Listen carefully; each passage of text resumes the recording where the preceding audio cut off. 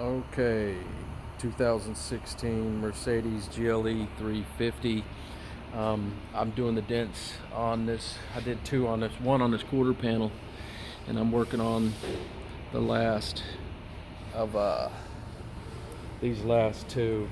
There's a little dime-sized dent here, and then there was a sideways dent here, and I did a right here. I did another dent. There was a dent right there, a little scratch on it. It's got a little bit of scratch on it, you can see, and which actually looks like a dent. You can see I've lifted it up. This is actually a scratch. It looks like a high in the